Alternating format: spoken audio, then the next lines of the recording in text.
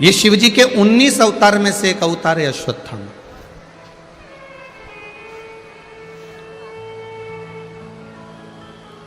और ये कोई साधारण सा शिव तत्व का कोई साधारण सा अवतार नहीं है। जिस समय पर भगवान देवाधिदेव महादेव अपने आनंद के साथ में मां जगत जननी जगदम्बा माता पार्वती के साथ में विराजमान है, उस समय पर गुरु द्रोणाचार्य ने शिव जी की जो आराधना करी है, जो साधना करी है, उसका फल उनको शिव के पुत्र के रूप में अर्थात शंकर भगवान के स्वरूप में प्राप्त हुआ।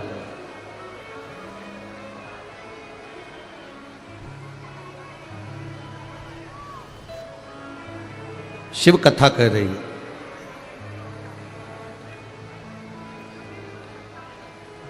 गुरु द्रोणाचार्य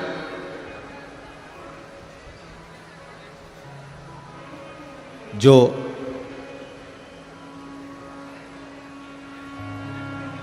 नित्य शिव का शिवलिंग का निर्माण करते हैं और शंकर भगवान के शिवलिंग का निर्माण कर कर उसका पूजन कर कर उस शिवलिंग का विसर्जन करते हैं।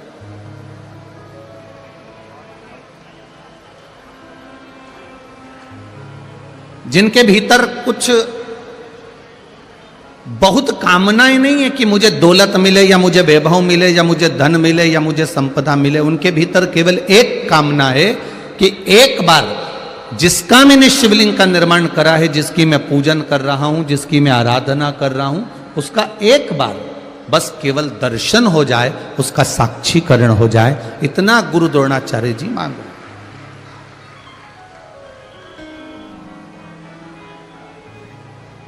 केवल जिसका मैं भजन कर रहा हूं, जिसका मैं गुणगान कर रहा हूं, जिसका मैं स्मरण कर रहा हूं, जिसका मैं मंत्र जाप कर रहा हूं, जिसका मैं नाम जाप कर रहा हूं, उसका एक बार साक्षीकरण हो जाए, एक बार उसका दर्शन हो जाए।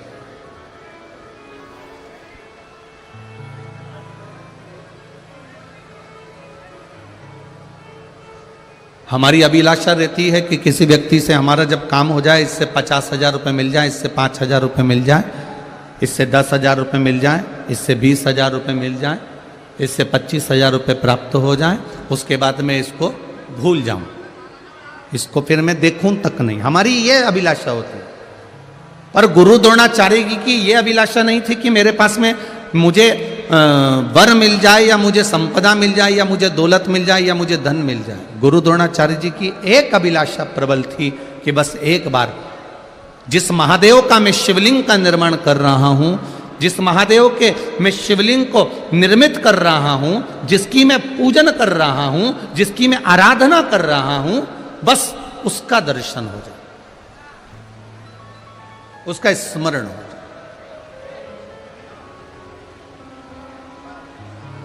ये अविरल भक्ति है शिव तत्व, ये आनंद की भक्ति है शिव तत्व।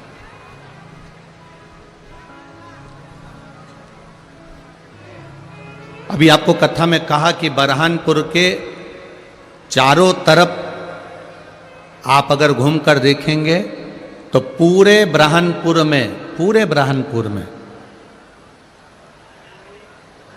किसी के इतने मंदिर नहीं मिलेंगे जितने थोड़ी थोड़ी दूर पर शिवालय मिलेंगे, शंकर जी का शिवलिंग मिलेगा पूरे ब्रह्मपुर में। आप जहां मर्जी पड़े वहां जाकर देख लो, छोटे छोटे शिवलिंगों का निर्माण पूरे ब्रह्मपुर में है।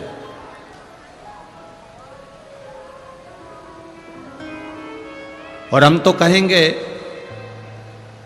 ब्रह्मपुर की धरा भोलेनाथ जी और ठाकुर जी, लड्डू गोपाल जी, मदन मोहन सरकार जी, कृष्ण कन्हैया लाल जी, राधा वल्लभ लाल जी, ये दोनों पूरे ब्रह्मपुर को मां आद्य शक्ति साथ में मिलकर पूरे ब्रह्मपुर को संभालती रहती है।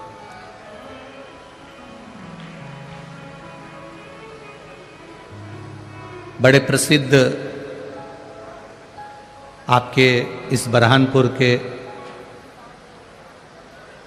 श्रीमद् भागवत के वक्ता हैं आदरणीय मुखिया जी, हरिकिशन मुखिया जी, आपके ब्रह्मपुर का हीरा है। कथा में आए हैं, यहाँ आए हुए हैं क्या? आए प्रणाम महाराज जी। ये आपके बुरहानपुर के हीरा हैं, जिनके पुष्टि मार्ग पर, वैष्णव धर्म पर और ठाकुर जी की भक्ति पर, ठाकुर जी की सेवा के प्रति आपका जो भाव प्रकट किया गया है, सुंदर सुंदर कथाओं के माध्यम से पूरे प्रणाम करता हूं। सभी ब्राह्मण संतों को मेरा प्रणाम। शिव तत्व है,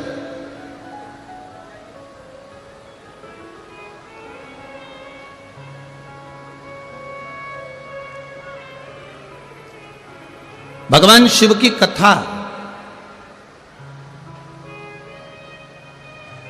भगवान से केवल मांगने के लिए नहीं बैठना है।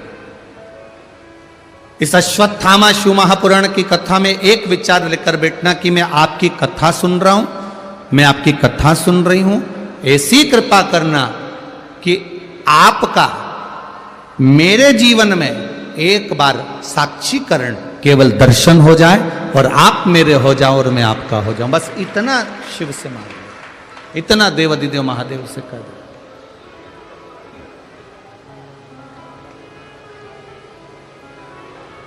इतना देवाधिदेव महादेव के सामने अगर आपने कह दिया तो निश्चित है सुख का अनुभव होगा, निश्चित। आज के जमाने में लोग दुनिया की चमक में जी रहे हैं,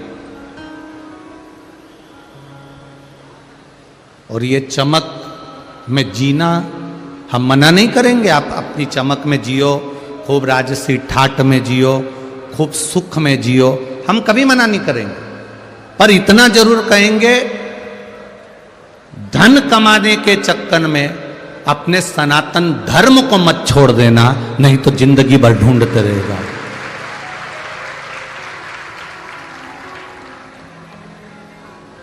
आज सबसे बड़ी विडंबना यह है कि हम धन तो कमा रहे हैं पर अपने सनातन धर्म को छोड़ते जा रहे हैं। अपने संस्कारों को, अपने भजन को, अपनी भक्ति को, अपने सुख के चक्कर में हम अपने परमात्मा के चरणों को छोड़ते जा रहे हैं।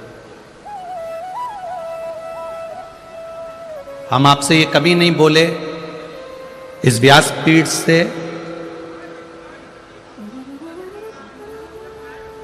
अर्चना दीदी, हमने कभी इस व्यासपीठ से यह नहीं बोला कि आप संत बन जाओ या साधु बन जाओ या कहीं नदी के तट पर जाकर बैठ जाओ या मंदिर में जाकर बैठ जाओ। इस व्यासपीठ से एक बात जरूर कही है और बार बार कही है,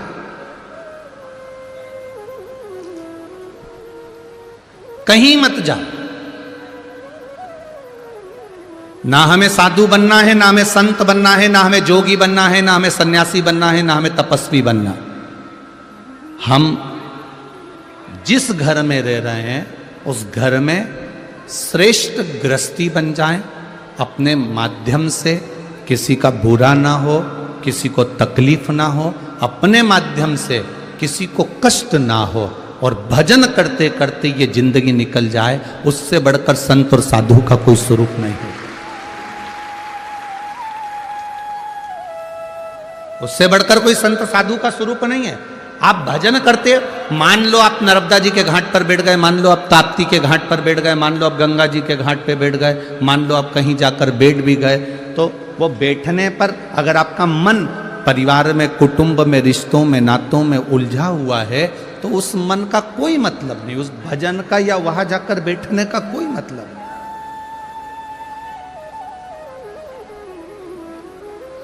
अभी भी इतने लोग आयो, उसमें भी आधे बहुत तो इसी इंतजार में बैठे होंगे कि किस किस को कूचना है। अब इतनी मात्रा में आयो, लाखों की संख्या में। आप उम्मीद नहीं थी बरहानपुर वालों की पहले दिन तुम ये लाखों में पहुंच जाओगे, उम्मीद नहीं थी हमको, बिल्कुल नहीं थी कि इतनी संख्या की पूरा मंडी प्रांगण। दीदी बता रही थी कि 200 एकड़ में 200 एकड़ की यह जगह है।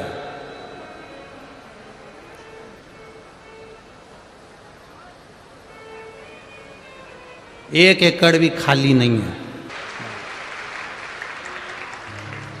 ये आपकी अविरल भक्ति है, ये आपका विश्वास है, ये आपकी दृढ़ता है, ये आपकी भक्ति है, ये आपका विश्वास है।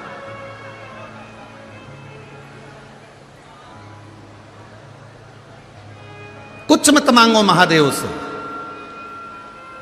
बस एक काम करो, महादेव के चरणों में जाकर बैठ जाओ, एक लोटा जल हम महादेव को समर्पित कर दें और जल समर्पित कर कर बस उसका स्पर्श, उसका दर्शन मात्र हो जाए, और दर्शन मात्र हुआ तो समझ लो कि आपका कल्याण निश्चित हो गया। आपको कुछ नहीं चाहिए, सब दे दो। शंभो शरणे पड़ी मांगू घड़ी रे दुख काटो दया करी ने दर्शन आपको। ये भक्ति बस मिल जाए, शिव का तत्व भक्ति।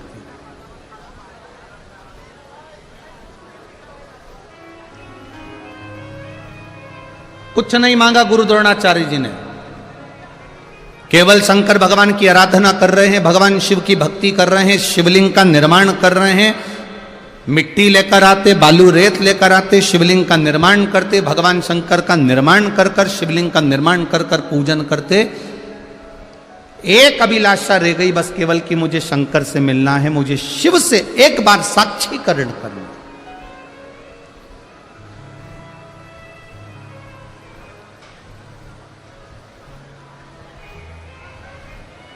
मुझे उस महादेव का साक्षीकरण करना है जिन्होंने ब्रह्मा और विष्णु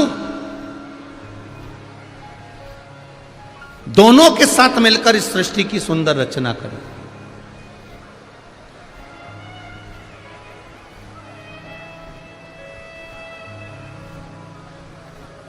और होगा, अगर आपका विश्वास पक्का है, आपका भरोसा पक्का है, आप शिव की आराधना में लगे हुए हो, तो निश्चित है एक बार मृत्यु के पहले मेरे महाकाल का दर्शन जरूर होगा, ये निश्चित है। यदि आप आराधना में लगे हो, ब्रह्मा ब्रह्मलोक में रहते हैं, भगवान विष्णु बैकुंठ लोक में रहते हैं, इंद्र इंद्र लोक में रहते हैं, गरुण गरुण लोक में रहते हैं, वरुण वरुण लोक में रहते हैं, केवल मृत्यु लोक पर रहने वाला एक है, और वो मेरा देवाधिदेव महादेव है। वो सहज नहीं है, वो सरल नहीं है। उस पे चढ़ाया गया एक लोटा जल का महत्व, उस पे चढ़ाए गए एक लोटे जल का पान, उस पे चढ़ाया गया एक बेलपत्र का महत्व, ये संसार के लोग जिस दिन समझ जाएंगे, उस दिन फिर उनको भटकना नहीं है, फिर केवल शिव की शरण में, राम की शरण में, मेरे कृष्ण की शरण में, मेरे नारायण की शरण में, मेरी आद्य शक्ति की शरण में रहना, फिर उनको भटकना नहीं है।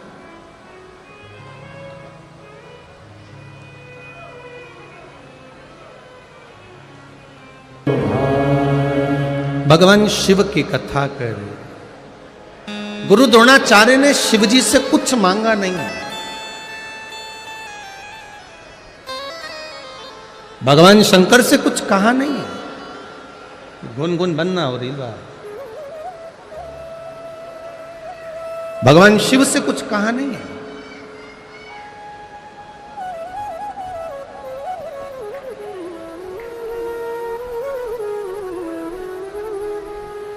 जब भगवान शिव से कुछ मांगा नहीं, केवल शिवलिंग का निर्माण करना और शंकर भगवान को जल चढ़ाना।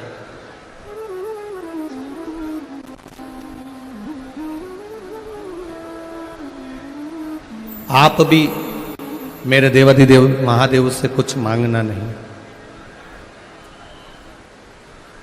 केवल मंदिर तक जाओ, बाबा देवाधिदेव महादेव को जल चढ़ाओ, प्रार्थना करो, विनय करो, निवेदन करो और वापिस आओ।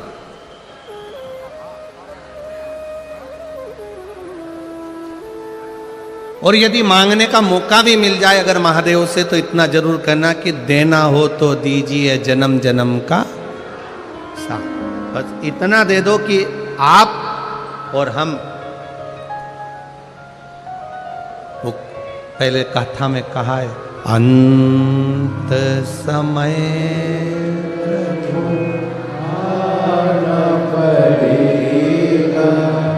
वचन दिया तो निभाना पड़ेगा। आए ना आए प्रभु कुटुंब कबीरा, अंत समय प्रभु आना पड़ेगा। कोई आए ना, जीवन में तकलीफ कितनी भी आए, कष्ट कितना भी आए, पर तेरा साथ, तेरी कृपा हर पल बनी रहे। प्रसन्न हो गए मेरे देवाधिदेव महादेव। जैसे देवराज ब्राह्मण के सामने प्रकट हुए थे,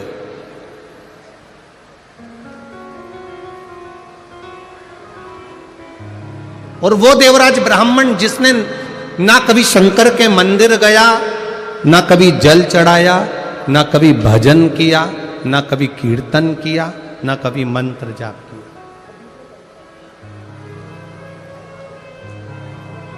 चोरी का धन लेकर आया था, वो धन शिवजी के मंदिर में लेकर चले गया। थोड़ी देर शरीर में ताप पड़ा, बुखार आया, छुप कर बैठा रहा, दीवालों में दबत कर बैठा रहा, और फिर जब दब कर बैठा रहा, शिव महापुराण की एक क्षण की कथा उसके कानों में पहुंच गई। मात्र एक क्षण की कथा उसके कानों में गई। चोरी का धन लिया, मंदिर से बाहर निकला, बेलपत्री के वृक्ष के नीचे बैठा, प्राण छूट गया। देवाधिदेव महादेव नंदी लेकर आए, देवराज को नंदी पर बिठाया, कैलाश लेकर चले। अब देवराज के मन में एक प्रश्न उठ गया कि ना तो मैं कभी शंकर के मंदिर गया था, ना मैंने लोटा भर के जल चढ़ाया था, ना मैंने कभी बेलपत्र चढ़ाया था, ना कभी मैंने शिव जी की आराधना करी थी। फिर ऐसा कौन सा कारण है जिसके कारण मुझे कैलाश धाम मिल गया, शंकर जी मुझे नंदी पर लेकर जा रहे हैं, ऐसा मैंने पुण्य कौन सा करा था? तब देवाधिदेव महादेव ने कहा, तूने पुण्य नहीं करा, पर तेरी माता रोज, तेरी माँ प्रतिदिन एक लोटा जल भरकर मेरे मंदिर को चढ़ाती थी, इसलिए तेरी मुक्ति इस बेलपत्री के वृक्ष के नीचे हुई।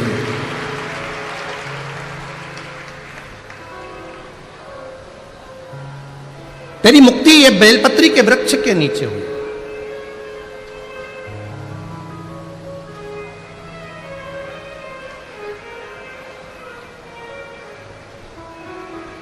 परिवार का अगर एक सदस्य भी भगवान शंकर को जल चढ़ा रहा है, उज्जैन के ऋण मुक्तेश्वर मंदिर में लिखा हुआ है, शिव महापुराण की कथा सुनने वाला शंकर जी को एक लोटा जल चढ़ाने वाला। दुनिया के लोग कहते हैं पुराण सुनो, शास्त्र सुनो तो 7 पीढ़ी तरती है, पर उज्जैन ऋण मुक्तेश्वर मंदिर कहता है शिव महापुराण की कथा सुनने वाला, शंकर जी को एक लोटा जल चढ़ाने वाला, उसकी 7 पीढ़ी नहीं तरती, उसकी 71 पीढ़ी तर जाती है। ये शिव तत्व कहता।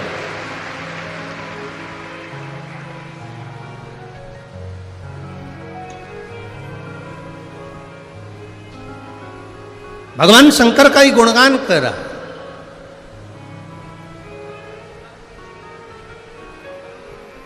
शिव महापुराण की यह कथा कह रही है। देवराज प्राण त्यागा और उसको बैकुंठ पद मिल गया, कैलाश धाम मिल गया, और यहां गुरु द्रोणाचार्य जी ने जो तप साधना करी उसका बल इतना बढ़ता गया कि देवाधिदेव महादेव को प्रकट होना ही पड़ा, प्रकट होना ही पड़ा।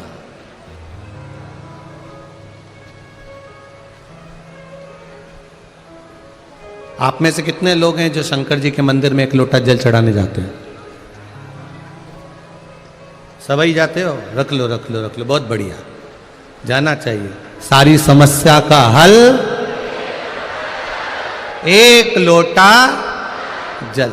शिव के द्वार जाइए, अपने दिल की बात कहने के लिए जाइए, ना कहो तो भी एक लोटा जल जब हम देवाधिदेव महादेव को चढ़ाते हैं, अपने घर का जल लेकर जाते हैं, तो महादेव समझ जाते हैं कि इसकी दशा क्या है और इसको मुझे क्या प्रदान करना है, क्या कहने के लिए आया है, ये देवाधिदेव महादेव जान गए। भगवान शिव पहचान जाते, प्रसन्न हो गए। गुरु द्रोणाचार्य प्रसन्न हो गए, आज मेरा महादेव प्रकट हुआ है, आज मेरा महादेव प्रकटा है।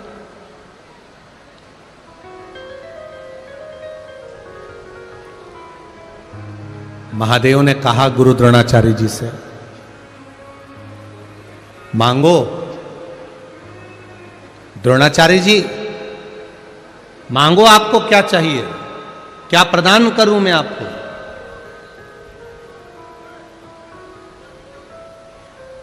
क्या दिया जाए आपको? गुरु द्रोणाचार्य जी ने कहा, धन दौलत संपदा नहीं चाहिए, बस आपके जैसा कोई पुत्र या आप मेरे घर में बेटे बनकर जन्म ले लो, इससे बढ़कर कोई सुख नहीं होगा। आप मेरे हो जाओ, मैं आपका हो जाऊं, इससे बढ़कर कोई आनंद नहीं, और कुछ भी नहीं चाहिए। महाराज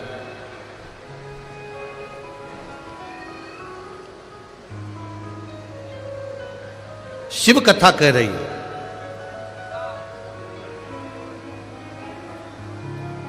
भगवान शंकर का गुणगान कर रहा है।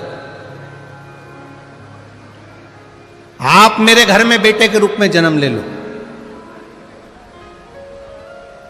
भगवान शिव जी ने कहा, यह नहीं हो सकता कि मैं आपके घर में जन्म लूं। हां, मेरा एक अंश, भगवान शिव कह रहे हैं गुरु द्रोणाचार्य से, तुम्हारी धर्म पत्नी कृपी, उस कृपी के गर्भ से मेरा एक अंश जन्म लेगा। जब वो गर्जना करेगा, उस गर्जना के कारण उसका नाम अश्वत्थामा कहलाएगा। वो अश्वत्थामा।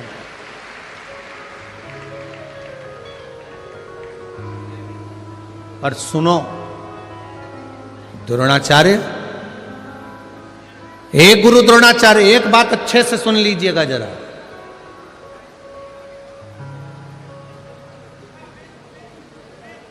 परीक्षा बहुत होगी तुम्हारी, और उस परीक्षा में तुम्हें पास होना पड़ेगा।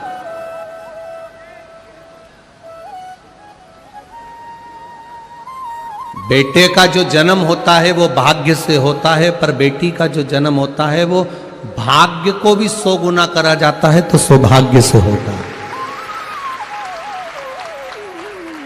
हम पहले भी कथा में कहे, आज फिर कह रहे हैं, जन्म लेती है तो पिता के भाग्य को प्रबल करती है, पिता के भाग्य को आगे बढ़ाती है। बेटी के जन्म से बाप का, पिता का जो भाग्य है वो प्रबल होता है, बढ़ता है।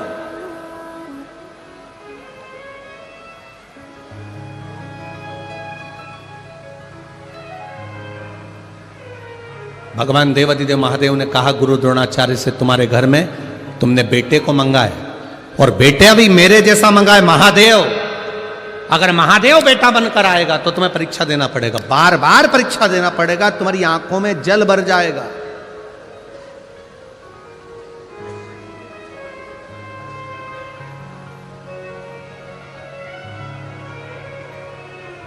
बार बार तुमको रोना पड़ेगा।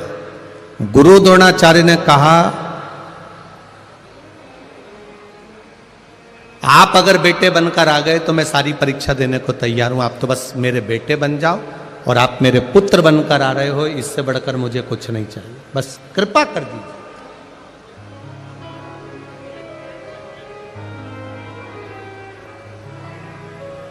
ठीक है, देवाधिदेव महादेव ने वर दिया। कृपी गुरु द्रोणाचार्य जी की धर्म पत्नी कृपी गर्भ से हो गई। कई वर्ष गुरु द्रोणाचार्य को निकल गए थे पर संतान का सुख नहीं था, कई वर्ष निकल गए। जो दुनिया में कोई नहीं कर सकता वो मेरा देवाधिदेव महादेव कर सकता है।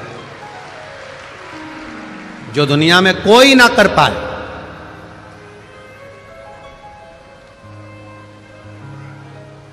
बस अपनी जिंदगी का एक असूल बनाकर रखना कि हमारे द्वारा किसी का दिल ना दुखे, हमारे द्वारा किसी का मन ना दुखे, तो शिव कृपा अपने आप हो जाती है। कितना सुंदर एक संवाद आता है। दो मित्र थे, बड़े प्रिय, दोनों एक दूसरे के लिए प्राण निकाल के रख दे ऐसे मित्र थे।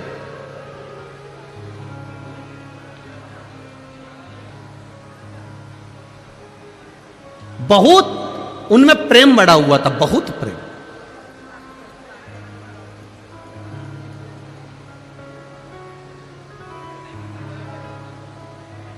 हमको लगता है यही खंडवा बरहानपुर के ही होंगे। आपस में दोनों में बड़ा प्रेम था, दोनों एक साथ स्कूल जाते, एक साथ कॉलेज जाते, दोनों का एक साथ बचपन निकला, दोनों एक साथ बड़े हुए।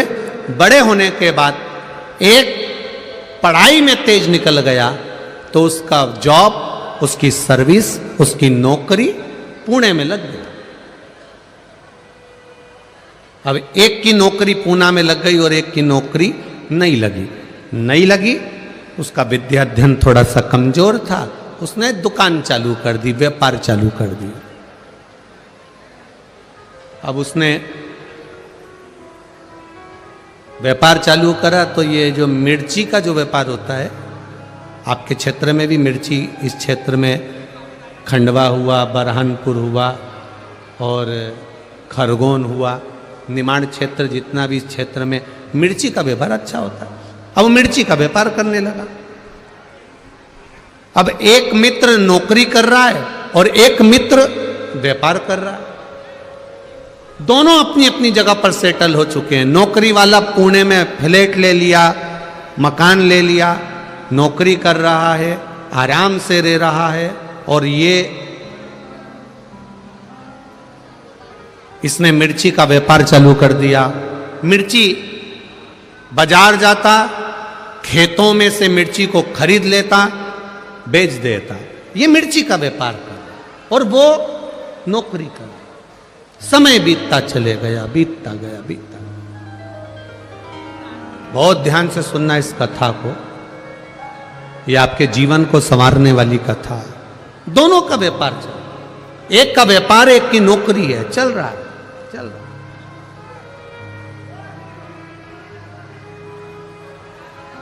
अब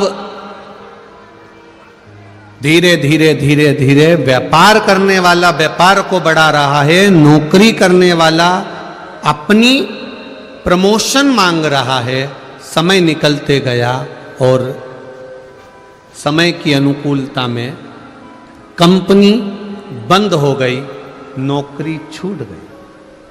अब नौकरी चली गई, कंपनी बंद, नौकरी गई। 2 महीना, 3 महीना, 4 महीना बहुत प्रयास करा पर नौकरी नहीं लगी। आखिरी में जिस फ्लैट में रहते थे बैंक का लोन था, बैंक वालों ने कब्जा कर लिया।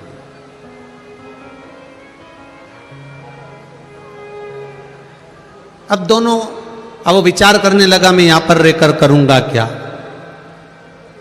एक काम करता हूं, अपने शहर अपने गांव जाता हूं। गांव आ गया, गांव आया, 4-5 दिन अपने घर में रहने के बाद उसको याद आई मेरे दोस्त से मिलता हूं। मित्र के पास गया, मित्र दुकान पर जाकर बैठ गया उसकी। क्या बात है, क्या हुआ? अरे भाई नौकरी चली गई, अब तो सर्विस है नहीं, नौकरी है नहीं, बड़ा दुखी हूं, बड़ा दुखी। क्यों टेंशन लेता है? एक दिन उसने सुना, 2 दिन उसने सुना, 3 दिन उसने सुना, 4 दिन उसने सुना, 5वें दिन व्यापारी मित्र को दया आ गई और उसने कहा एक काम करते हैं, अपन थोड़ा व्यापार बढ़ाते हैं। तू बाजार जाना, मिर्ची खरीदना, मिर्ची लाना, बेचना, पढ़ा लिखा है तू, मुझे इतनी पढ़ाई नहीं आती, पैसा मैं लगाऊंगा, मेहनत जम के बोलो तुझे करना, पैसा मैं लगाऊंगा, मेहनत तुझे करना। और मेहनत भी हल्की नहीं करना है, दिन रात मेहनत करना पड़ेगी तब जाकर कुछ मिलेगा। ये नौकरी नहीं है कि पैसा हर महीने हाथ में 10,000 50,000 आ जाएगा। मेहनत तुझे करना पड़ेगी। मैं पैसा लगा दूंगा, मैं बाहर नहीं जा सकता, दुकान पे बैठता हूं, इसलिए मेहनत तुझे करना पड़ेगी।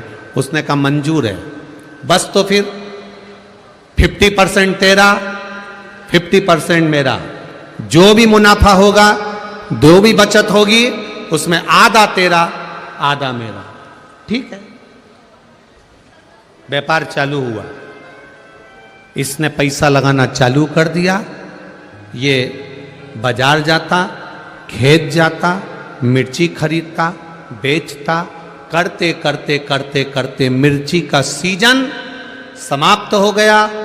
अब इन्होंने जहां मिर्ची बेची थी, दोनों मित्र साथ में मुंबई गए और मुंबई में जहां पर इन्होंने व्यापारी की यहां मिर्ची बेची थी उसके यहां पहुंच गए। भाई हिसाब कर लो, ठीक है, करिए। हिसाब किया,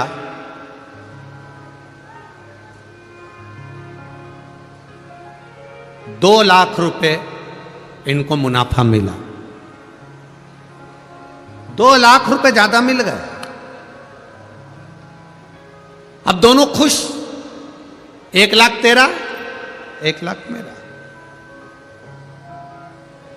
दोनों पैसे लेकर चल दिए, पर जो नौकरी करने वाला मित्र था उसकी दिमाग में, उसके चित्त में, उसकी बुद्धि में आया कि सबसे ज्यादा मेहनत तो मैंने करी है।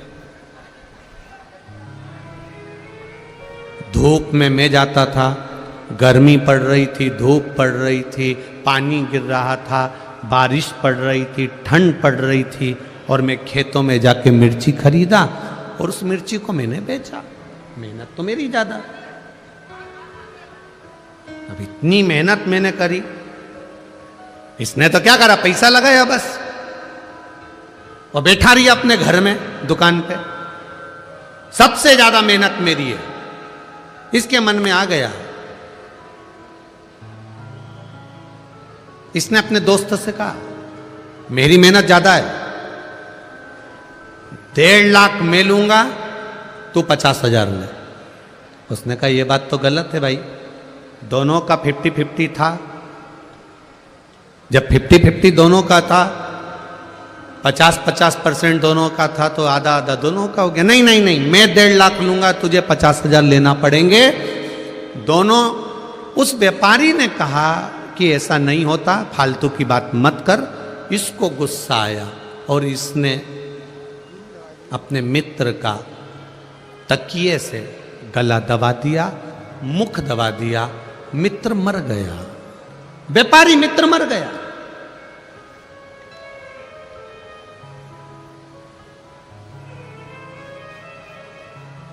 तड़प तड़प के मर रहा।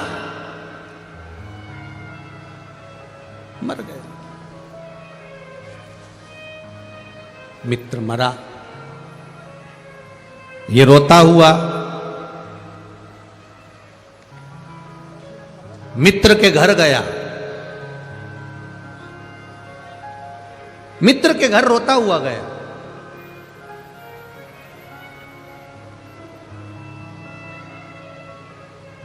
भाभी, हम दोनों ने काम करा था और दोनों का 50% था।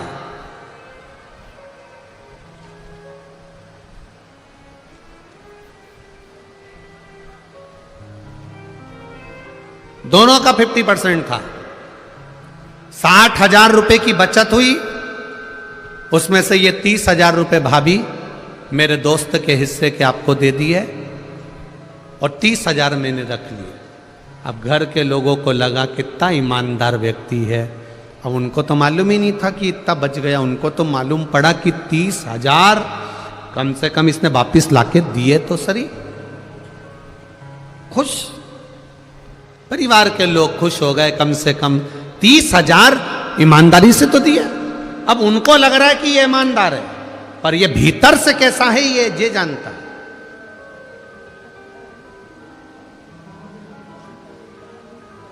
कितने रख लिए उसने? दोस्त ने कितने रख लिए? 1,70,000।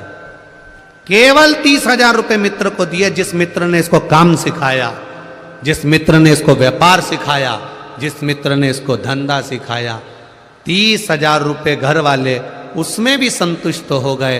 कोई बात नहीं भैया, आपकी ईमानदारी कितनी है, आपने हमारा हिस्सा तो दे दिया।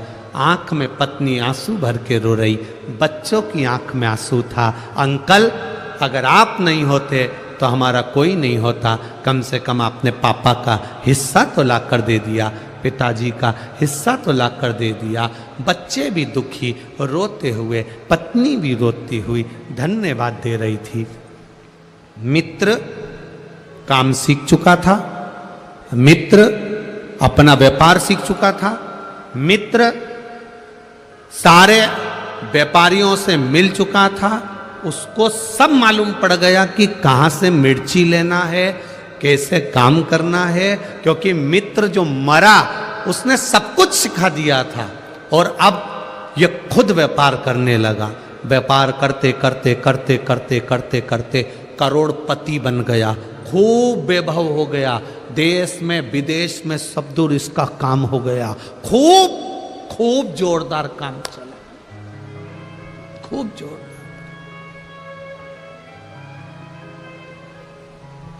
अब शादी हो गई इसकी। शादी होने के बाद घर में एक बच्चा हो गया। करोड़ों का धन, गाड़ी बंगला, संपदा वैभव, सब कुछ हो गया, सब कुछ।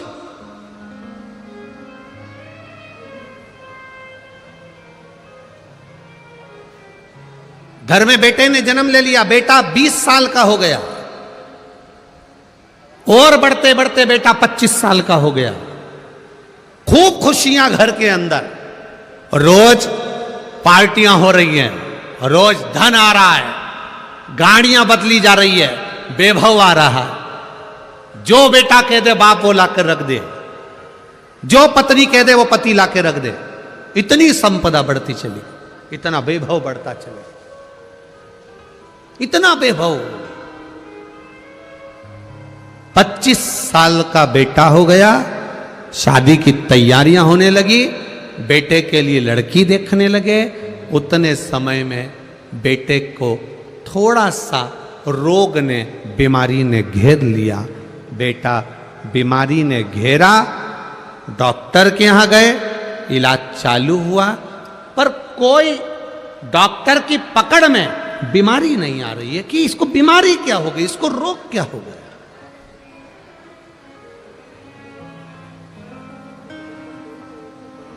क्या बीमारी हुई है इसको, किसी को नहीं मालूम। इलाज करवाया पहले अपने नगर के, अब पैसे वाला व्यक्ति तो अच्छे डॉक्टर से इलाज करवाएगा। इलाज करवाया, एक जगह डॉक्टर से काम नहीं हुआ, दूसरी जगह करवाया, दूसरी जगह से तीसरी जगह करवाया, तीसरी जगह से चौथी जगह करवाया, चौथी जगह से पांचवी जगह करवाया। अपने प्रदेश में इलाज करवाते करवाते थक गया, तब दूसरे प्रदेश में पहुंचा, इलाज करवाया, पर रोग का ठिकाना नहीं मालूम पड़ा।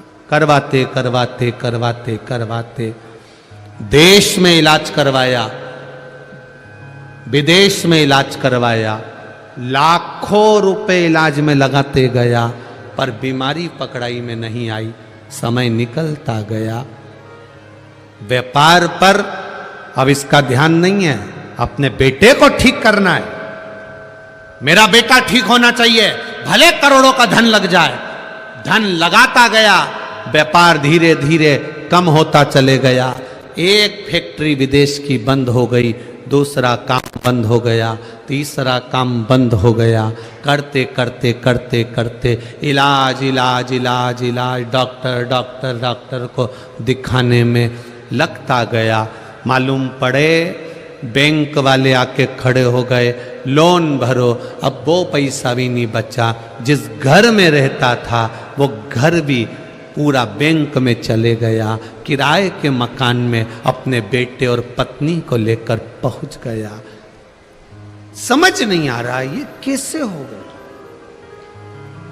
ये कैसे हुआ।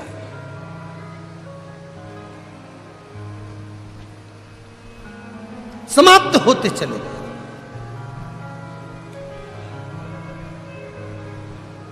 अब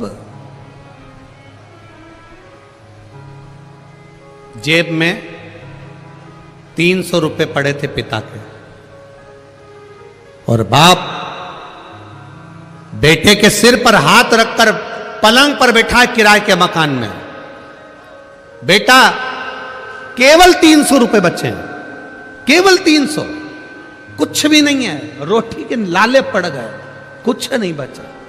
तेरी बीमारी में मैंने सब लगा दिया, क्या करूं अब, किसको दिखाऊं तुझे, किसको बताऊं मैं, क्या करूं मैं कि तू मेरा हो जाए, तू बच जाए। बेटा पलंग पर पड़ा पड़ा आंख से आंसू बहा रहा है। बाप पलंग पर बैठा बैठा रो रहा है। बाप बेटे को देख रहा है, बेटा बाप को देख रहा है। दोनों एक दूसरे को देखकर रो रहे हैं। बेटे ने अपने पापा से कहा, पापा, पिताजी, बाबूजी, बस 300 रुपए का हिसाब और रह गया है पिताजी, अब कोई हिसाब बचा नहीं है, अब तो आखिरी हिसाब है। बाप बेटे को गले लगाकर रो रहा है, तू ऐसी बात क्यों कर रहा है, मैं तुझे बचा लूंगा। बेटा कहता है, पिताजी 300 रुपए बचे हैं, जब मैं मरूंगा अंतिम संस्कार में काम आ जाएगा। अंतिम संस्कार। धीरे धीरे बेटा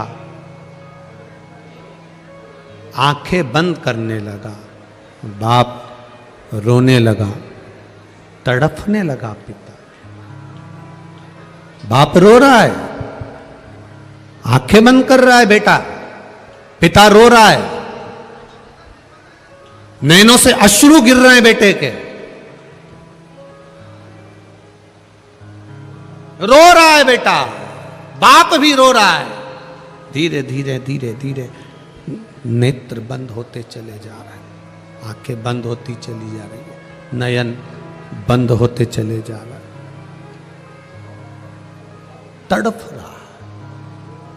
प्राण छूटने में एक क्षण रह गया। बेटे ने अपने पिता से कहा, पिताजी, मैं आपका बेटा नहीं हूं, मैं वही आपका मित्र हूं जिसके 70,000 रुपए आपने ज्यादा खा लिए थे, आज 70 करोड़ रुपए निकाल कर लेकर जा रहा।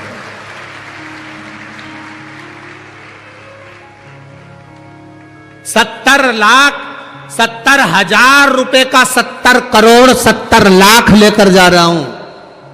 यह हिसाब कोई साधारण नहीं है। आधी रोटी खा लो, रूखी रोटी खा लो, पर किसी को धोखा देकर उसका धन मत खा जाना, जिंदगी भर तड़प तड़प कर मरना पड़ता। थोड़ी आवाज बढ़ाइए। जिंदगी भर तड़प तड़प कर मरना पड़ता।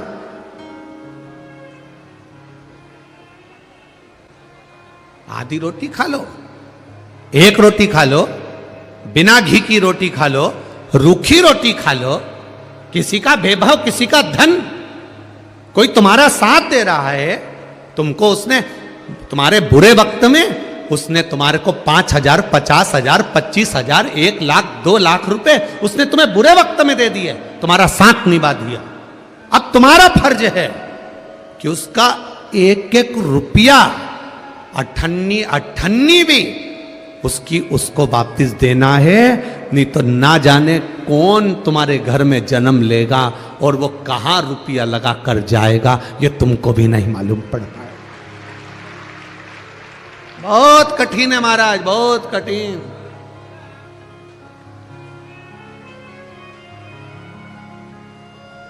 बहुत कठिन है।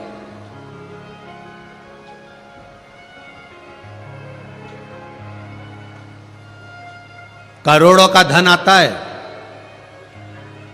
करोड़ों का वैभव आता है, ये भी बनाना है, वो भी बनाना है, वो भी बनाना है, ये भी करना है, वो भी करना है, सब कुछ करना है।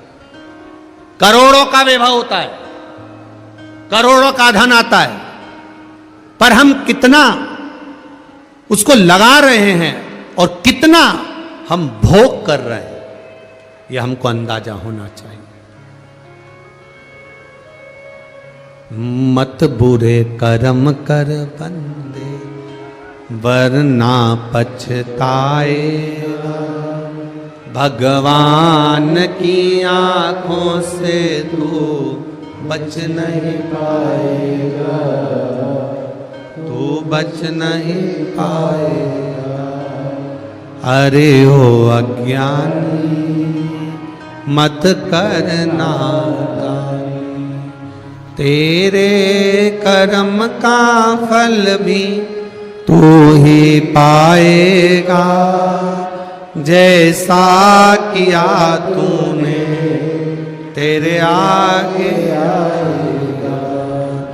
मत बुरे कर्म कर बंदे, वरना पछताएगा, भगवान की आंखों से तू बच नहीं पाएगा, तू बच नहीं पाएगा। सबसे छुपा सकते हो, हर जगह से छुपा कर रख सकते हो, पर मेरे विश्वनाथ से छुपा कर नहीं रख सकते। एक एक श्वास का 21,600 श्वास जो मनुष्य के शरीर से निकल रही है, एक एक श्वास का हिसाब मेरा महादेव इस मृत्यु लोक को छोड़ने से पहले पूरा हिसाब ले लेता है कि तूने करा क्या है, पूरा हिसाब।